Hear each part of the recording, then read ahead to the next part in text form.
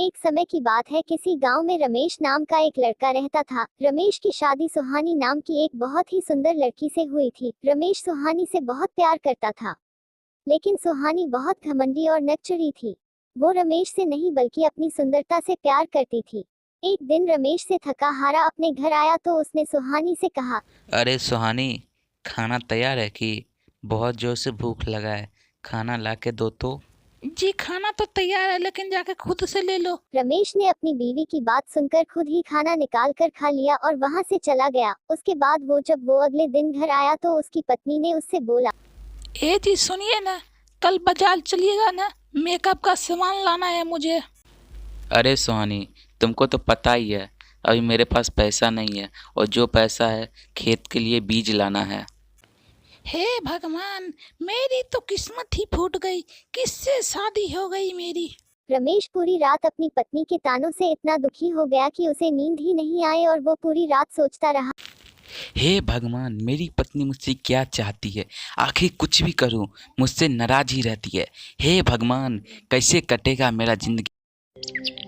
जब सुबह हुई तो वो अपने काम के लिए निकल गया। रास्ते में उसे एक बड़ा पत्थर मिला। पत्थर देखकर वो बोला, इतना बड़ा पत्थर रोड पे कौन रख दिया है? कोई भी जाएगा उसको चोट लग जाएगा। एक काम करता हूँ, मैं साइड में रख देता हूँ। रमेश ने अपनी पूरी ताकत से उस पत्थर को वहां से हटा दिया।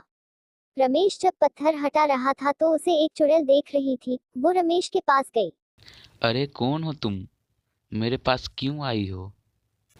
मैं पुराने बर्गर की चुड़ैल हूँ, जो मैं सुबह से देख रही थी। यहाँ पे मैंने एक पत्थर रख दिया था, जो सुबह से कोई नहीं हटाया। तुमने जो हटा दिया, मुझे तुम बड़े ईमानदार आदमी लगते हो। बताओ तुम्हें क्या चाहिए, मैं तुम्हें सब कुछ दूंगी। चुड़ैल जी, मुझे जाने दो, मुझे कुछ नहीं चाहिए।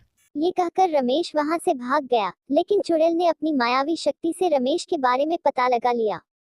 चुड़ैल मन ही मन इतना अच्छा आदमी का इतनी बुरी पत्नी, मुझे कुछ करना पड़ेगा और उसे सबक सिखाना पड़ेगा।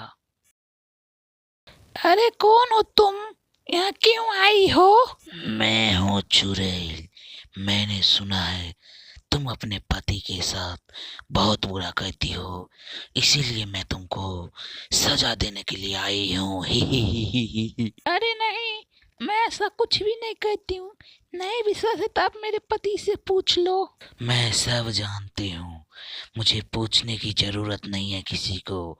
अब मैं तुझे बिल्ली बना दूंगी और मैं खुद रहूंगी यहाँ तुम्हारे पति के साथ। से ही सुहानी एक बिल्ली बन गई और उस चुड़ैल ने सुहानी का रूप धारण कर लिया। उसके बाद चुड़ैल ने सुहानी से कहा, ए सुहानी, अब बता मैं तुम्हारी जैसी दिख रही हूँ कि नहीं। आवाज और शक्ल दोनों मैच हो रहा है कि नहीं।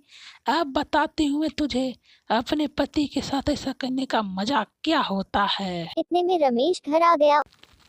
ए जी, काम पे आने में कितना देर लग गया आज। अरे सुहानी, आज बहुत ज़्यादा काम था, इसीलिए लेट लग गया। कोई बात नहीं जी, आप मुंह हाथ धो के आइए, मैं तब तक खाना लगाती हूँ। क्या कहा सुहानी? फिर से बताना तो। आप मुंह हाथ धो के आइए, तब तक मैं खाना लगाती हूँ। अगर आज मैं अपने पति के साथ ऐसा नहीं करती तो मैं आज बिल्ली नहीं होती। हे भगवान, मुझे माफ कर दो, मैं अब कभी भी पति के साथ ऐसा नहीं करूँगी। आज तो मज़ा आ गया। आज भर पेट खाना खाऊंगा, क्योंकि मेरी बीवी मेरा बात समझ गई।